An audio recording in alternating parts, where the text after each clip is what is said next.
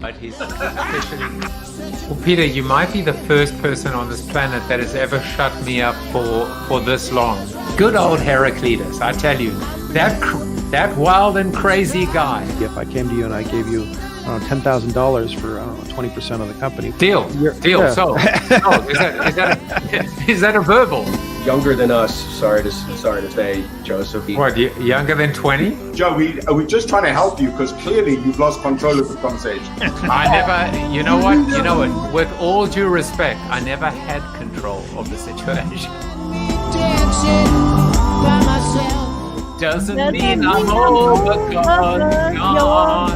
What doesn't kill me makes you stronger. Look at you! You are insane. How did I do that? You're insane. Well, now it's time to get some answers, or actually, if he's doing his job well and I'm doing my job well as your moderator, as your host, we'll just be asking more questions than coming up with answers. Warren Berger is the creator of the popular website, amorebeautifulquestion.com, and author of a series of entertaining and illuminating books focusing on the power of inquiry to spark breakthrough ideas and improve your daily life. Some of the books include the Book of Beautiful Questions, the powerful questions that will help you decide, create, connect, and lead. A More Beautiful Question, the power of inquiry to spark breakthrough ideas, and Beautiful Questions in the Classroom, transforming classrooms into cultures of curiosity and inquiry. It is now my real utmost privilege and pleasure to bring on Warren Berger. Welcome to the show, Warren. Hi, Joseph. Thank you. It's great to be here. It's great. It's great to have you. I am so intrigued by the subject, and certainly we're going to get into it. There's so many things to do and ways that we could start off with, but I'm going to have to already hack your title. Because instead of calling you an author and speaker on creativity and questioning and creator of the website, A More Beautiful Question, I think you like another title. I think you like to be called a questionologist. Yeah, I've been calling myself that for the past few years. And it came out of really, I was kind of studying and working with questioning my whole adult life because I became a journalist when I was just out of college, And when you're a journalist, obviously questioning is kind of the tool of the trade, right? It's something you use every day. But even back then, it occurred to me that it was interesting that I'd gone to a good journalism school. I went to Syracuse University. They have a great Newhouse school there. And it occurred to me that, all through journalism school, I was never really taught about questioning, which is odd, isn't it? You would think that this thing that's such a basic tool of journalists that they would drill you on, this is an open-ended question, this is a closed question, this is how to frame a question. None of that, So what I realized then and what I've realized since then is that this is something that we don't formalize it in terms of teaching it, or businesses don't train people in it. Schools don't pay too much attention to it. So therefore, I kind of decided somewhere along the line, well, maybe there should be people who are actually dedicated to the study of questioning. And I asked the question, what if I just declared myself a questionologist? And I did so. The first time I did it in the pages of the New York Times in an article I was writing. I just kind of said out of nowhere, I'm a questionologist. And Joseph, nobody questioned it. So I've been kind of using that title ever since. And it's just, it's something that I try to gather other people who are also studying questioning in kind of the same way I am. And I'm trying to turn it into almost a movement, as well as maybe I'm hoping someday it will be a formal ology, a formal field of study that people can go into. It's so funny because you just nailed it right there, because you said, you called yourself this and nobody questioned it. Right. And that gets into, I mean, we'll get there. We're going to get there, I promise you. But it just shows you that when you put something out there, whether it is truth, whether it is alternative facts, whether it is untruths, and nobody questions, that's when the decay, sets in. I mean, I even know this from my own religion, that you're meant to question. You're meant to be curious. So instead of blind acceptance, you've got to, that is probably our secret weapon, curiosity. Oh yeah, absolutely. Yeah. But there's an interesting thing about that. It's true that, and you mentioned, I feel like we're in this crisis of critical thinking right now.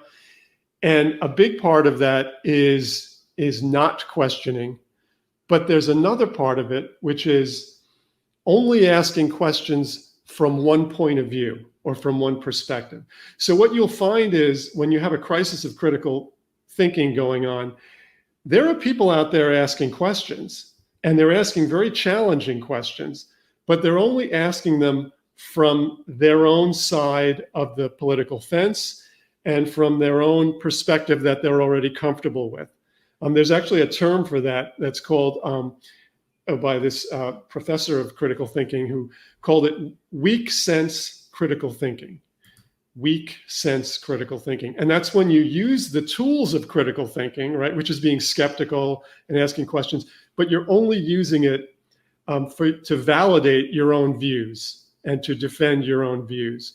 And so that's not real critical thinking. Real critical thinking, you have to be willing to question not only what you disagree with, but also what you maybe agree with. You have to be willing to question that too. And that's sort of the secret sauce of critical thinking, that willingness to question whatever it is without a political bias or without, sort of preconceived notions.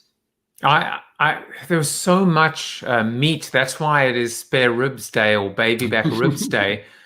Because, you heard me in the soliloquy saying, if you want to get the right answers, you have to ask the right questions.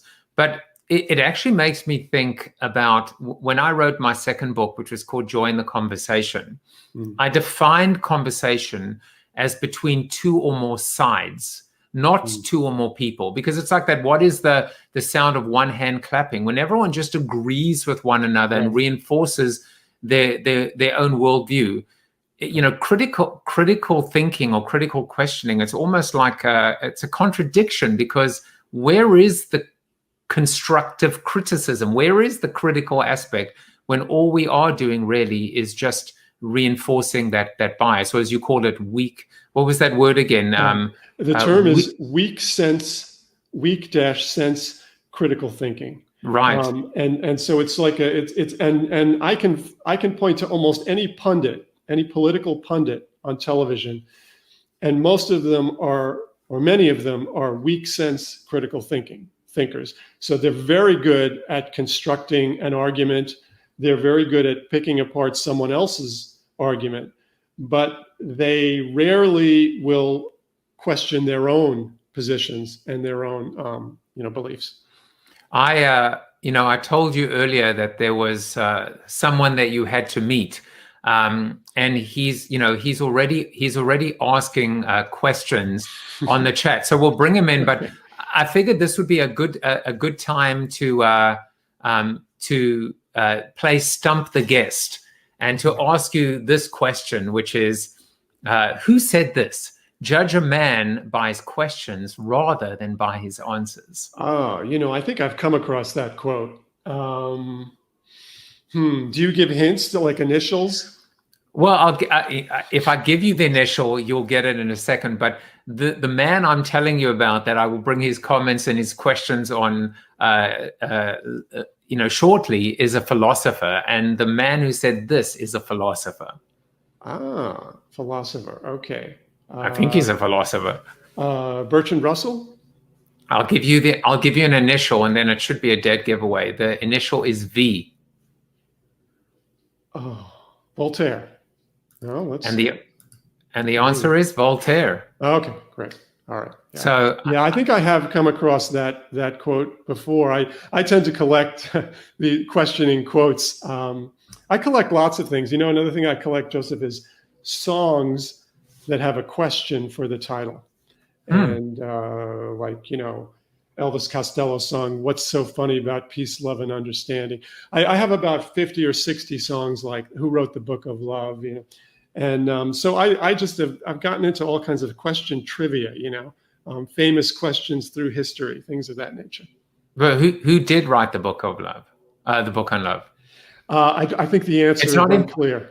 It's not important. Have you not been listening? That's right. Tom Morris is the man that I was referring to, who was a previous guest and now has become a staple in our after show, and even the people formerly known as the audience. But before I bring him in and a few others, there was a question and I didn't want to forget it, which is, look, I come from marketing and advertising, and I'll give a presentation and I will, maybe it's a pitch. And this is my heart and soul and my life's work all coming out into a pitch environment. And then we move to the Q&A portion. And the questions that are asked are so unimaginative. They're so underwhelming.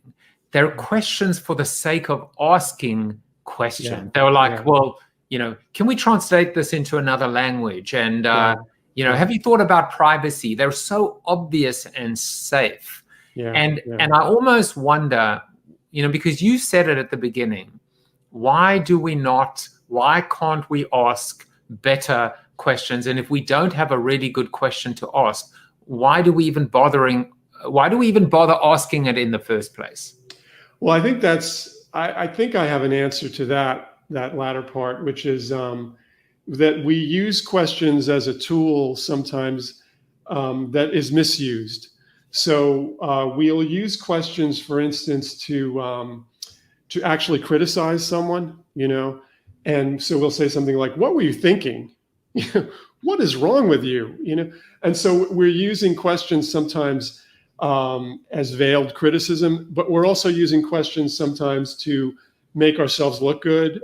So that's what people are often doing in a meeting. The question is entirely designed for appearance's sake, or it's a question that is intended to get a good response from the boss who may be in the room. The boss, you want the boss to say, "Oh yeah, that's a good question." So I think what's going on is a lot of times when we're asking questions, we're asking what I sometimes call counterfeit questions.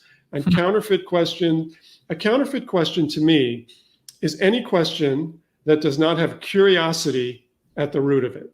So if something else is driving it, some kind of an agenda or some kind of phony thing that you're doing, but there's no real genuine curiosity driving it, then to me it's a fake, it's a counterfeit question. The real questions, the good questions, should be driven by actual curiosity. You should actually be wondering what the answer is to that question. And oftentimes when people ask questions, they're not wondering. They already know the answer, and they ask the question anyway because they want to look good, that kind of thing. I really love that notion of a counterfeit question. Now, let's take a small step back and let's talk about some fun facts, some things about you that maybe people might not know. And I feel like this is probably quite appropriate, which is, I don't know how I found this, by the way, but I had to go into the archives to be able to find this. In fact, no one has even seen this photo before, which is, of course, completely legit and completely authentic, has not been doctored, which is before you turned to writing books, you were a journalist, you wrote about creativity and pop culture. And in this particular case, tell us about this scene and what you consider to be your favorite celebrity interview. Yeah, I did a lot of celebrity interviews.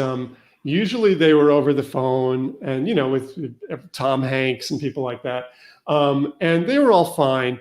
But every now and then I would get a really good one. And this one was with Pete Seeger. And he was kind of someone that I really admired. I admired his music through the years. And I thought he had a really great spirit to him. And I had thought, oh, well, maybe I'll interview him over the phone. And Pete Seeger said, well, you're not that far from where I live. Why don't you just come to my house? So I drove to his house, which was in Beacon, New York. And I went there, and he invited me in, and it was just such a wonderful setting. There were two dogs that came running up as I was entering the house. And he said, I still remember he said to me, the black one is very friendly. He said, the brown one, I'm not so sure about. Okay. And then he brought me in, and his wife made homemade cookies that she laid out for us. And we sat in front of a roaring fireplace. And then the highlight was that, I started talking to Pete Seeger about some of his songs, and he can't talk about his songs without playing them. So he immediately got his banjo, and he started to play, as I would say, well, tell me about how you came up with the song, If I Had a Hammer. And instead of talking about, he just went into a rendition of the song and started playing it for me. And it was just one of the more amazing experiences I've ever had. It was almost like getting a personal one-on-one concert in front of a fireplace from this sort of legendary musician. Now, what made that your favorite celebrity interview? And I'm juxtaposing that with what you say have been your least, or were your least favorite, and your most challenging, which was always interviewing comedians. And the kind of lens I want you to respond to or use is, we're talking about questions. We're talking about beautiful questions, or coming up with questions. Right. So what was it about Pete that made it so incredible, and what was so challenging about, contrasting that with comedians? What would happen with Pete and with a great interviewer like him is, you would ask him a question, and it would just open the floodgates of an amazing story. Sometimes he would go into a song as well as a story, but he had all these incredible stories about, when he was blacklisted back in the 50s, and all this crazy stuff that happened to him over his life. But every question would just release an amazing story, which is what questions can do, right? Questions they're an invitation to the other person to share. And so they're this amazing bonding tool, right? But what happened with comedians is, it seems like comedians are always on, they're always performing, even when they're not supposed to be performing. And so whenever I would interview a comedian, I would ask them a question, and they would respond with a joke, or with an attempt to be funny, an attempt to give a funny kind of wisecracky answer to the question. And so I would end up with an interview that was filled with funny one-liners, but it didn't have there was absolutely no depth, no story, no substance. So they were tough. They're tough people to interview. I think there was something so interesting there, which is, you spoke about this idea of unleashing additional questions, right? And I thought to myself, so let me take a step back, and let me tell you about how my own journey and my own adventure, my own learning process. I don't come up with any questions. I have no questions for you today. Right. I could show people the list. I've got the 3 things you want to talk about, which I asked you in advance. Right. I know that we're probably not even going to get to all of them, because I know that if I'm doing my job well, which is to listen, and then and listening means, based on what you tell me, that has to spawn another question. Because if it doesn't, it doesn't always have to, but it should. Yeah, it should. Absolutely. And so we let the conversation. It's almost like, I think of a conversational question, and I think I might have used this the other day, as we're in a current, we're in this ocean, and we can either just move with the current, or we can try and resist it and swim against it, and we'll probably drown if we do that. Yeah, I love that analogy. And I sometimes talk to young journalists about this very thing you're talking about, because young journalists sometimes will go in with that list, that sheet of questions, of 10 questions or 12 questions. And it's okay to have that sheet going in, but you need to like throw the sheet, throw it away at some point, or at least stop looking at it, because, you know, it should only be there as a last resort or something, you know, because really, if the worst thing you can do in an interview is to say, okay, someone finished their answer. Okay, here's my next question. And you look down at the list. This is question number 5. And then when they answer that, you say, okay, here's my next question. And I see journalists do it all the time, you know, and it's something that I just try to tell them, look, you're gonna miss the best part of the interview if you do that, because you're gonna be so anxious to ask your next question that you're gonna miss the opportunity to ask a follow-up. And that's, you know, that's deadly with an interview. My next question, actually, funnily enough, and I'm joking, but I think it does get into the origins. The reason why I asked you about, well, I didn't even ask you about it. It was your fun fact, but there's clearly a linkage between being a journalist and then deciding to specialize and become a questionologist. So now I can bring Tom's question on. And he said, how did you first discover the importance of questions? Was it in fact by being a journalist, or was it before, or did it happen afterwards? I think it really happened in stages, because what happened with me in questioning is, over time, I discovered all these levels to it.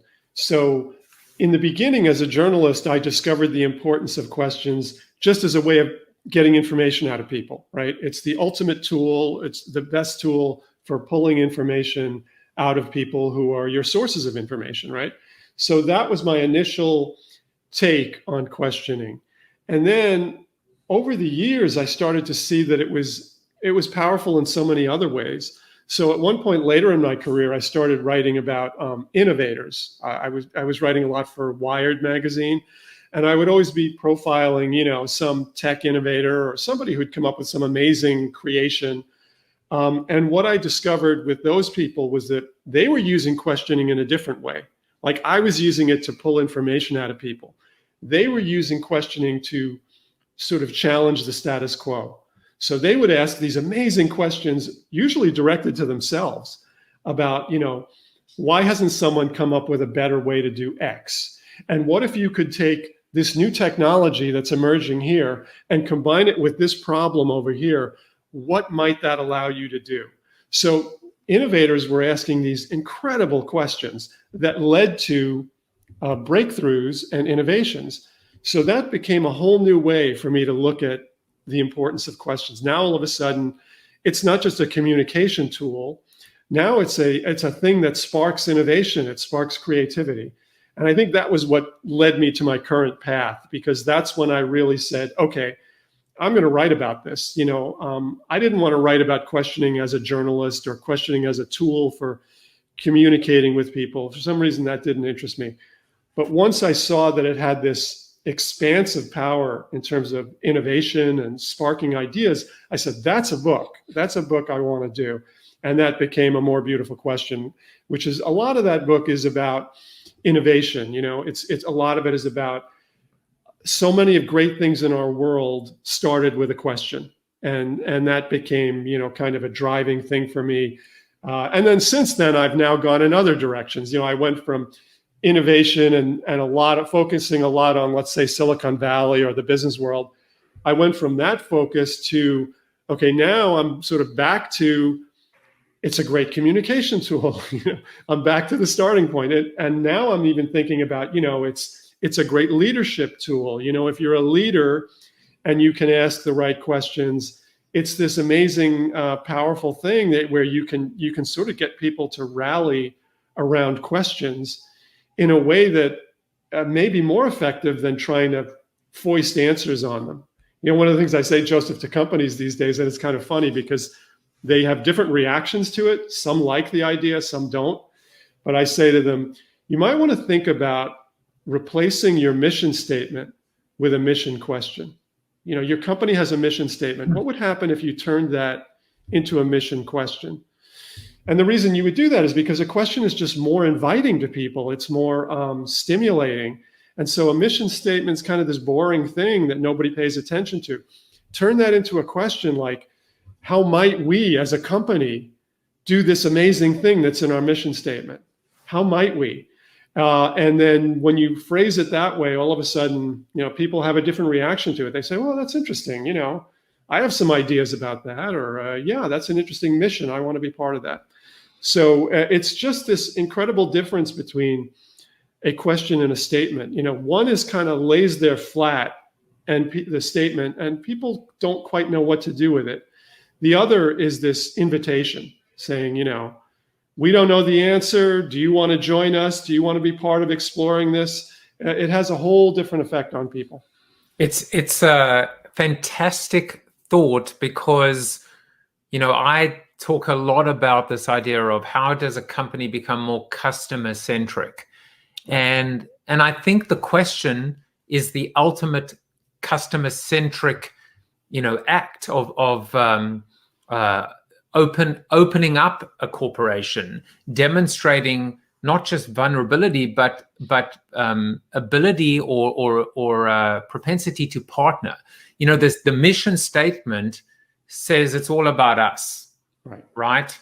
The question says, why don't you partner with us? Yeah. How can we do this together? And I think that's a very powerful idea. So, and you think about the idea of a mission. A mission is supposed to be open-ended. It's supposed to mean we didn't get there yet. That's why it's a mission. So when you turn it into a statement, it's like you're saying to people, hey, we've already done it. We're this amazing company. We've done it. We've figured it out. And nobody really believes that anyway.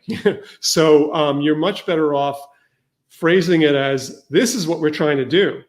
And we're trying to figure out how to get there, and we want you to help us try to figure it out. So it's funny, Joseph, the advertising world, and advertisers figured this out a long time ago. And you'll see that a lot of ads have a question, especially great ads, have a question built into them.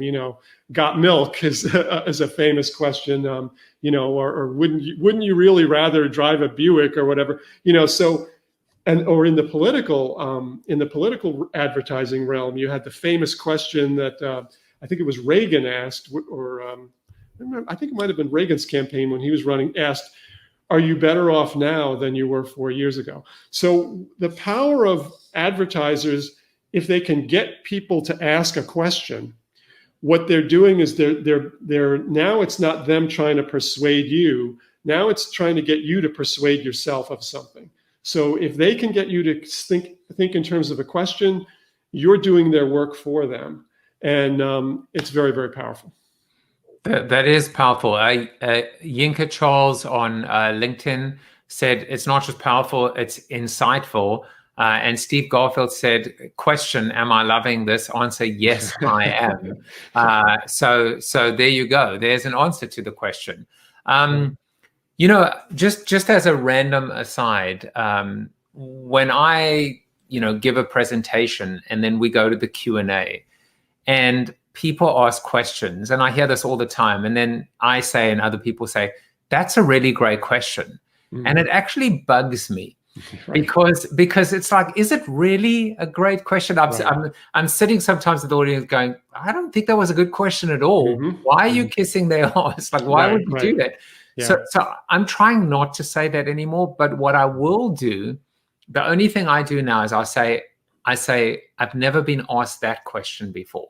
So that's the only acknowledgement I will give now. Yeah. Which is, Yeah, and what I'm learning through this Corona TV journey is it's hard to say what I'm saying, but I'm trying to be able to say, you know what, I actually don't know the answer to that. Right. It's interesting, Joseph, I'm working a lot with teachers now, or I had been in recent months. And one of the things that we say to teachers, me and other questionologists that are working with teachers, is we say, when students ask a question, don't say that's a good question. Because what it does is the concern is how the other students will react. Because if they think there's only one type of question that's a good question, then they may be reluctant to ask their own question.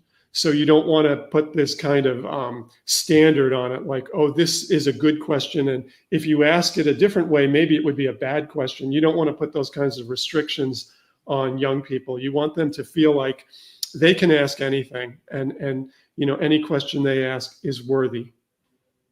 Tom actually wanted to know if you were a kid who asked a lot of questions and irritated his mother like he did. I was. Were you always a curious? Were you always a questionologist? I mean, even as a kid, or is it something that I guess one can be trained to become inherently more curious and build that into your process? I think there's two things to say about that. All kids are questionologists. So I figure between the ages of 2 and 5, I asked about 40,000 questions. And the reason I say that is because I was really just an average kid, and that's what the average kid does. Between 2 and 5, the average child asks about 40,000 questions. So there's this incredible thing going on with questioning when we're very, very young. And and it's sort of a tool. It's how we're learning. It's how we're trying to get information that we need in order to grow and make our way in the world. And then what's really disturbing to me is what happens to that figure of 40,000 questions once kids get into school, and particularly as they start to get towards, let's say, their teenage years. It just plummets for most kids. Not all, but for most kids, it plummets. And they're asking less and less questions as it goes along. And this is what, educators are trying to figure out. How do you deal with that? How do you stop that from happening? What's causing it? I think there's several causes for it. Some of it is just social pressures. We don't want to look bad by asking a dumb question. So we get more and more conscious of that as we get older, and so we stop questioning. But some of it is schools too. Schools give rewards to the answer. They don't reward a good question. They don't reward a question at all. And so kids pick up that lesson. They learn that very early. They learn that questions are not what is wanted from them. What's wanted from them is a memorized answer. And so that becomes the whole point of the exercise. And they figure that out. And so they stop asking questions. So, the challenge is, how do you reverse that? Because we don't want that. We do not want that happening in our education system. The questioning habit is so critical. And it's going to make the difference when these young people get out there into the world. It really is, especially in a world that's driven by innovation and creativity. If you don't have that questioning tool at your disposal and you're not inclined to question, then it's going to be a problem. Now, I also want to jump back to another thing you asked, are some people just sort of naturally good questioners or naturally curious, and are some people not? I believe everyone has curiosity and everyone has a natural gift for questioning. There's a writer, I believe his name is like Ian Lloyd. I'm sorry, I'm blanking on his name, but he wrote a book. Oh, Ian Leslie is his name. And he wrote a book called Curious.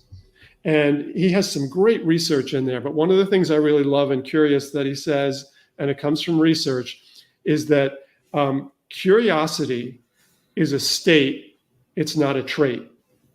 And we tend to think it's a trait, meaning, that person is curious and that person is not. He says, no, the research shows it's a state. It will rise or fall depending on the circumstances and depending on the environment. So if someone enters an environment that stimulates their curiosity, then their curiosity rises. If they enter an environment that discourages curiosity or that makes curiosity seem like a bad thing, then their curiosity will tend to go down. So you can imagine how important this lesson becomes when we're talking about classrooms, because you want to design that environment where curiosity is going to rise in students as opposed to going down. And that's a big challenge. And now you've stepped into it, because I will be tasking you now with getting Ian Leslie on the show. This is what I do. Yeah, you should. He's great. I trap my guests and then give them homework. No, you don't have to. You don't have to. But no, I'll connect you with him, and he's in the UK, I believe, and he's fantastic. I'll just set Tom on him. He's my hound dog. But No, but like I couldn't help as I was reading up on you, but think about Sir Ken Robinson, and because you both say the same thing and you're both talking about the same thing, which is we have to, I mean, if I'm just extrapolating, we have to protect our children. We have to prevent them from, I was almost thinking, as you were talking, I mean, easier said than done, but I should commit, like on the show today, I should commit to every night going to my 13-year-old, I have 3 kids, but my youngest, and saying to him, Jack, ask me a question. What is something you'd like to know? Like every day, in fact, quite frankly, my oldest is 19. She's heading to college, back to college on Monday. Every day I should challenge myself to challenge them to ask me any question on anything. Yeah, it's just so important. It just feels so healthy. I think that there's such a big role for parents to play here in terms of, a lot of times parents get intimidated by the questions their kids ask because they and by the way, this happens to teachers too, but they get this feeling like, well, I can't answer all these questions and it makes me a little uncomfortable.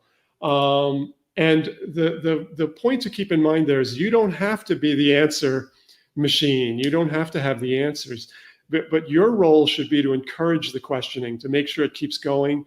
And if you want to do something where, what you can do is if you don't have the answer, or even if you do have the answer, work on trying to guide your kids toward finding their own answers. In other words, to embracing their own questions and figuring out, what should I do with this question? Where should I go with it? Beyond just going on Google, maybe. And going on Google's fine. That's an okay starting point. But what you want to teach young people is that that's not the end point. You don't just go on Google and that's the end of the journey.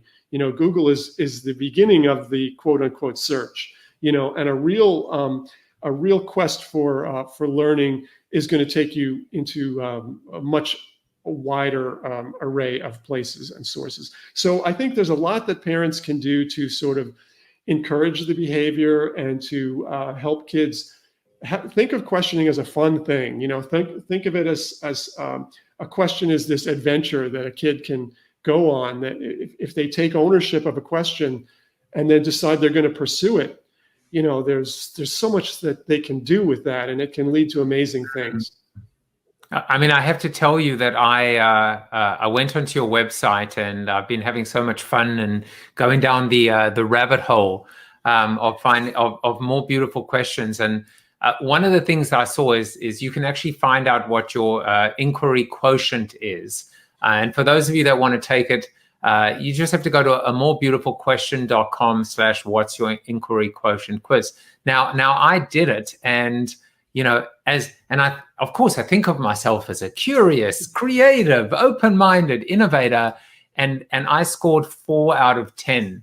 So I'm inquiry challenged, but I mean, you've deflated me. But one of the questions I'll just read it to you was, and I won't tell you what my answer was unless you want to reveal this to people. But I believe that Google, Quora, and other online resources now give us all the tools we need to answer even the most difficult questions. I won't tell you what I said, but I will tell you that I got it wrong. Wow, that's interesting. Yeah, I mean, that's such a big issue right now, because in the world of questioning, that's a big debate right now about is Google a good thing or not? And actually, Ian Leslie, you can have a great conversation with him about it. Ian Leslie thinks that Google is killing curiosity. He thinks it is. I don't necessarily feel that strongly. I'm kind of a mixed feeling on it. I think that there are aspects of Google that encourage more questioning because it gives us a great starting point. If you have a question, there's somewhere you can go right away. You can go right to Google. So I like that part, that it gives us this nice little starting point. But the problem is people don't go any further than that. And so the big challenge for us, let's say with young people, is to get them to understand that these sources of information that are readily available are fine up to a point, as long as they understand that that's not the final answer. Whatever comes up on Google, that's something to think about. It's something to take into consideration, but don't think of that as the final answer. Now you have to use your critical thinking. Now's when you have to say, okay, this is one piece of information. Is it valid? Maybe. Well, let me think about its validity. Is there another point of view? Is there another place I can go for a whole different kind of information? That's kind of what we need to be doing now. And Brigidi Lim Abanda says, Ben Baker advocates flipped learning, an environment that encourages questions. Yeah. And I forget whether I know there's pedagogy and there's right. Omnivogy and hortivogy and carnivogy.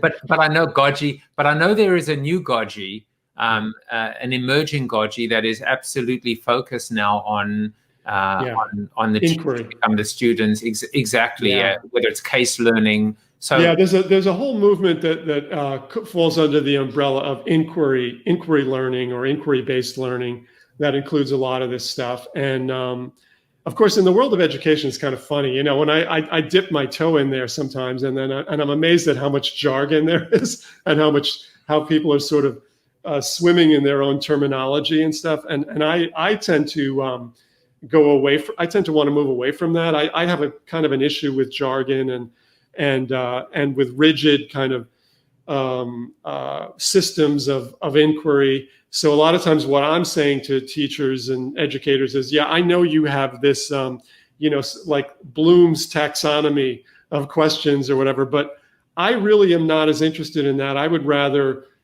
talk about questioning in a much more informal way. And I would rather present it to students in a very informal way, rather than tell them, you have to learn the 16 levels of questioning so you'll know which question to ask. Rather than do that, I would rather have a much more wide open approach with kids and say, we're just going to ask a lot of questions. We're going to encourage you to ask more questions. We're not going to worry so much about what type of a question it is or whether it's, where it falls on the scale. We really want to focus initially on getting you to ask more questions and really tap into your curiosity. And that's what I would rather see the focus be. So this must demonstrate that how bad I am at doing this, because it's taken me about almost 40 minutes to actually ask you what is a beautiful question. What we have determined is not to say that's a good question. Right. What we've just learned now is the importance of a lot of questions. So quantity is actually important. Very important. But now we get into maybe not quality, because that would imply a good question, but a beautiful question. So I feel this is the perfect time to ask you now to define what is a beautiful question and how does it differ to ugly questions?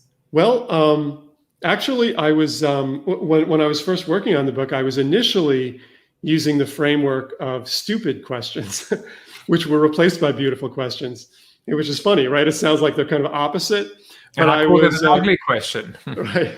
Yeah. So, and the reason I was focused on stupid questions was because I had come upon an innovative guy, a great designer named Bruce Mao. And Bruce Mao was really into the idea of asking stupid questions. He said a lot of creation and innovation comes when you're willing to ask the question that nobody else is willing to ask. And when you do that, sometimes people will say, oh, that's a stupid question.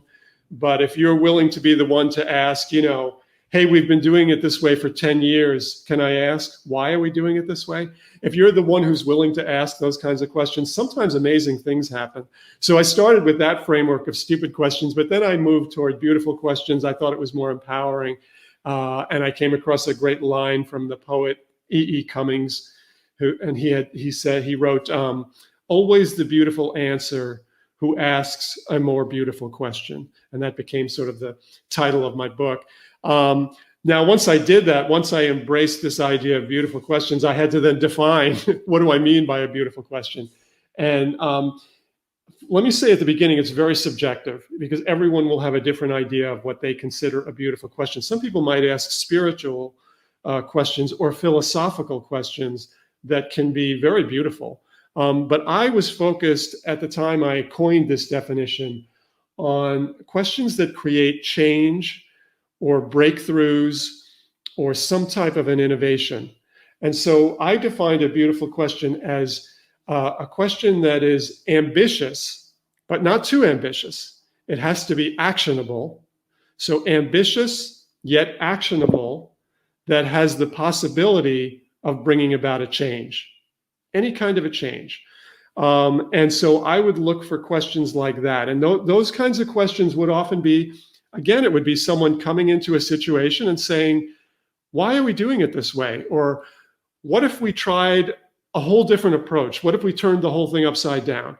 And I found when people were willing to ask those kinds of questions, it would open something up. And I found that to be beautiful. You know, the beautiful question I really focused on in the book was asked by the very young daughter, I think she was 3 or 4 years old, of the creator of Polaroid, the Polaroid instant camera, Edwin Land.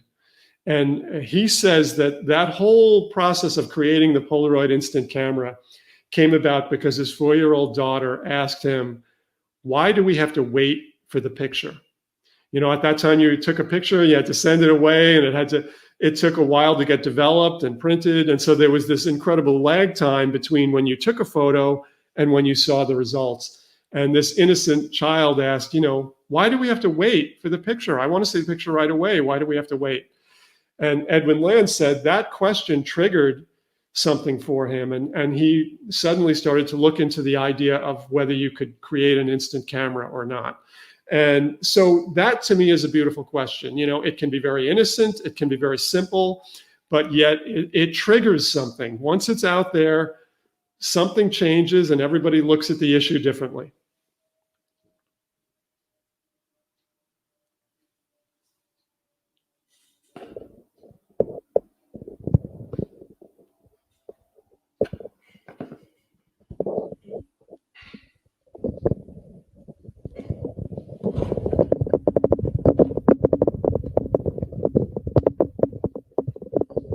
Joseph, I think I lost you for a second.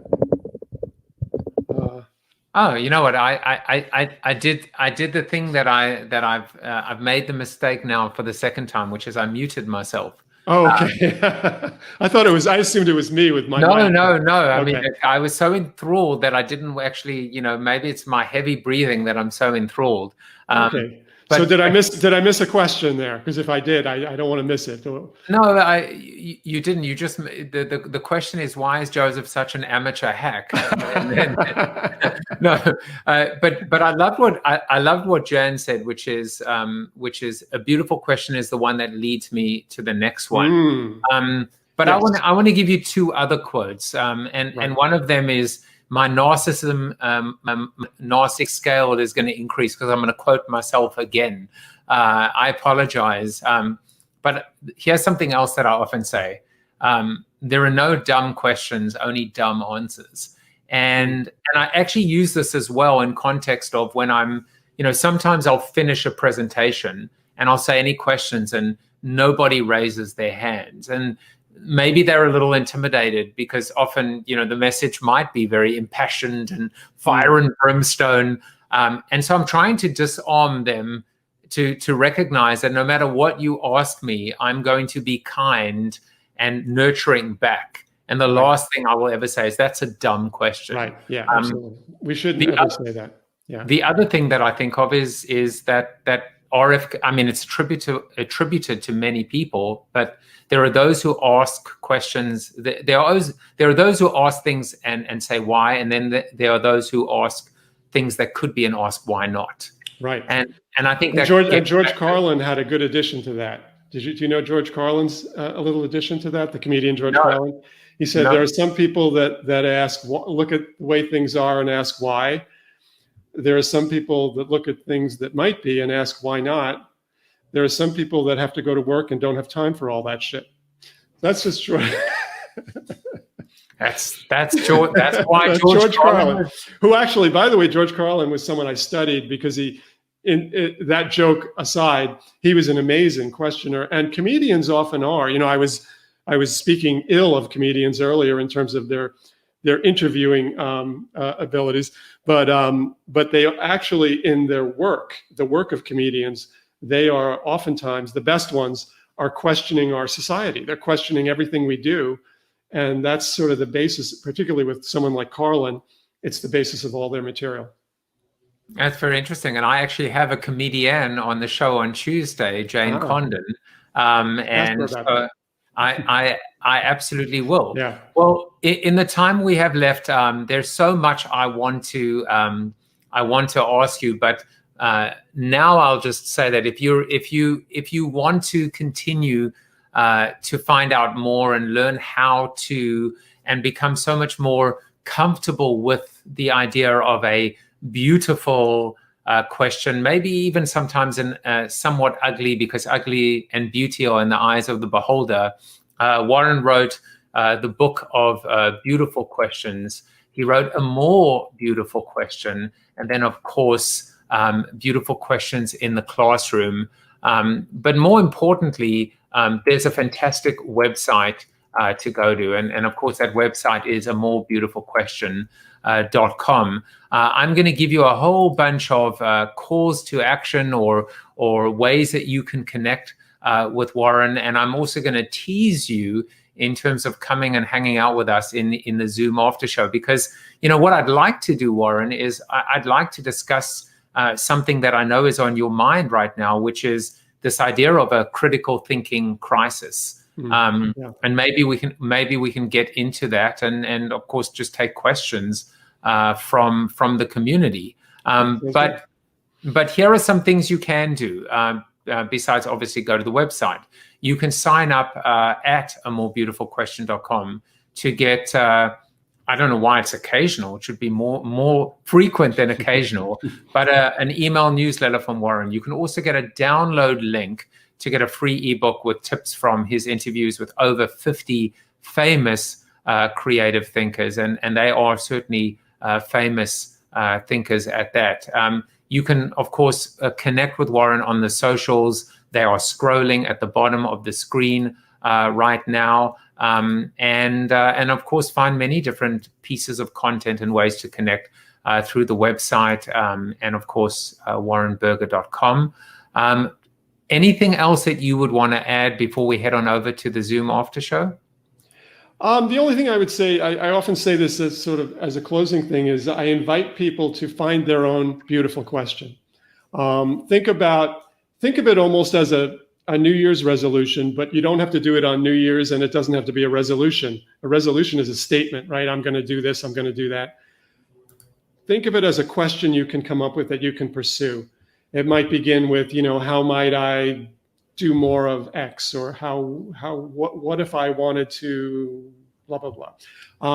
Think about creating a question. You don't have to have an answer to it. In fact, you probably shouldn't have an answer to it. If it's a good, ambitious question, come up with that question and then make it something that you own and you pursue over time.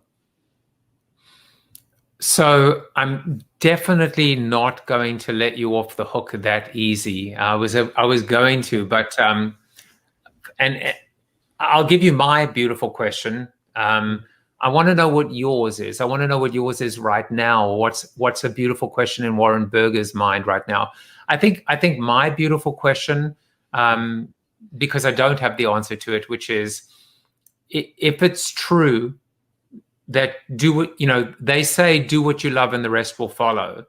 So my beautiful question is, can I continue to do what I love, which is Corona TV, which is talking to people like you, and hope for a good and a positive outcome for myself, my family, my community. That is my continued, journey.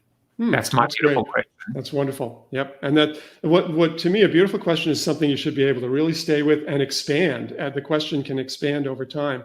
So mine, as you probably would guess, has to do with questioning. And it's really around, it's been changing all the time and morphing. At first it was just like, how can I write a book that will, get the word out about questioning? And now it has kind of morphed into, how might I create and expand a movement around questioning? What are the various ways I can do that? And where do I want to take that movement? What areas should I be focusing on? So that's kind of my beautiful question. It's one I could pursue my whole life, because there's just no end to that. And it probably will change shape from time to time. Like Certain times I may be more focused on the education world, so the question may be more focused on that. But other times I may shift it into a different area, and maybe shift it into my own life. How might I use the beautiful questioning things I've learned to improve my own life? I might end up shifting the questioning to that. Well, I would love to tell you that I actually have an answer for your question, but I would not be true to this concept of open exploration. But I would say you are on your path by building this community, by building this philosophy, by continuing where Sir Ken Robinson and others either left off, or you're part of the same group and team, by being gracious with your time to come on the show and to share with us so many, I would say, life-changing insights. It truly has been a pleasure and a privilege. So thank you from the bottom of my heart. And now we get to continue that conversation on the Zoom after show. I'm looking forward to it. Thank you, Joseph. And I should say to you, those were great questions you asked, of course, and I really enjoyed the conversation.